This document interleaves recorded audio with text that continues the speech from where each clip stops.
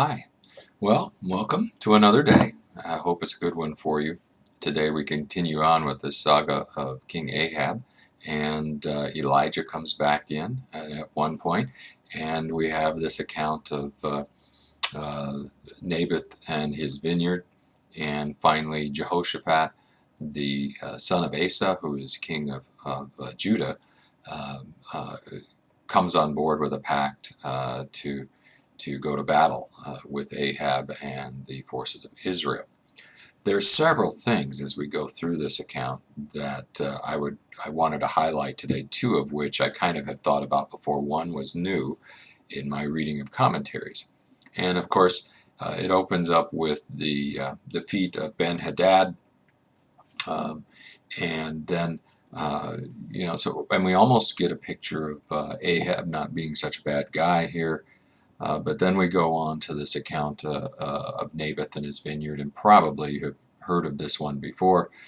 And here we get to see this terrible picture of a king and an adult who basically is acting like a child.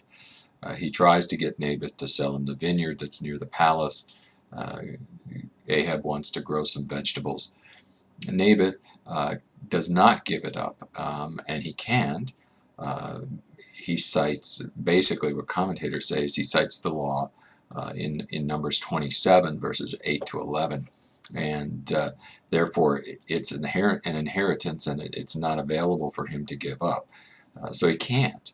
And Ahab gets very frustrated and upset, goes back and pouts, lays on the couch, and these are typically, it says bed, but really it's probably the couch that sits along the walls behind the table where usually guests would sit to dine.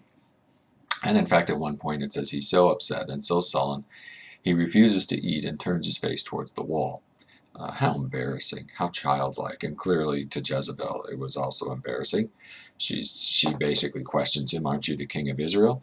And she goes ahead and takes care of the situation, and we know she ends up having Naboth killed through a false claim and an accusation. Now, I've always thought of who are the bad guys in this situation. Ahab, who's bad but relatively weak. Jezebel, who's bad but very strong and basically runs the show. And those are the two obvious forces of evil here. But the other one that's not so obvious are the elders, who went along with the plot and ultimately, even to the point of stoning Naboth to death. So we have this first case of a tragic case, and what's interesting is as soon as Jezebel tells Naboth, or tells Ahab Naboth is dead, you can go ahead and get your vineyard now, he gets up like a little kid and goes running, almost as if it's Christmas Day and he's going to go look under the tree at his presents. But he gets there, and lo and behold, Elijah is back on the scene to confront him. And he doesn't like what Elijah has to say, although we see a change in demeanor right after the confrontation with Ahab. But I think it's interesting because we're also going to hear about another prophet named Micaiah, and of him Ahab makes a comment that I don't like to consult him. He never has anything good to say about me. And to a certain extent he probably feels the same way about Elijah.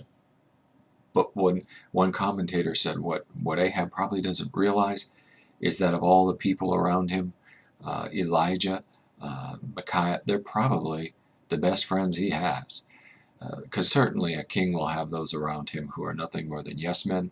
He's got a wife who's pure evil. And the question is, who do you listen to? It's just that he doesn't like the message that he hears from his prophets. But at least these two are telling him the truth. They are guiding him in the right direction. And I think that's the second thing. Number one, besides Ahab and Jezebel, the elders who helped in that plot against Naboth maybe are to be hated even more for their part in it. And number two, sometimes we don't like the people who care about us the most. We sometimes don't like the messenger because of the message, and yet sometimes that message is for our own good.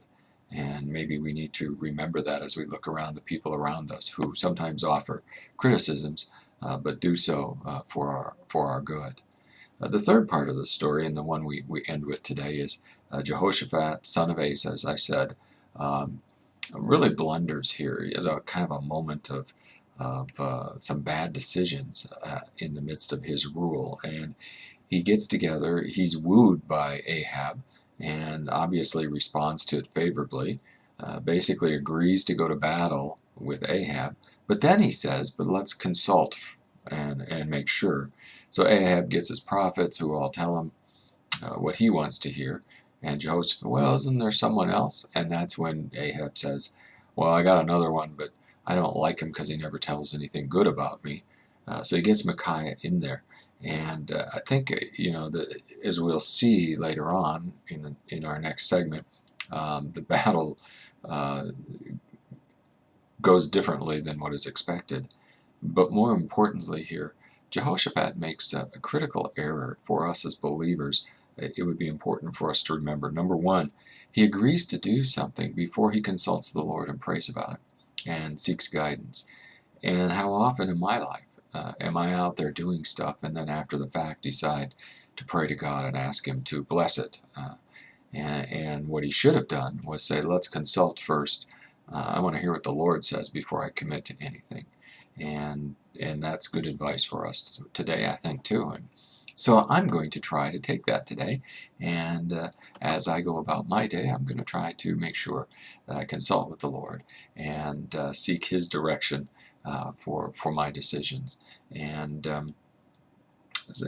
sometimes just a right attitude can help us in many ways. But nonetheless, the accounts of Ahab and Jezebel, and soon we will be done with them as of tomorrow, and we will move on. But nonetheless, they play a pretty major role here, and we get a chance to really focus in on Elijah.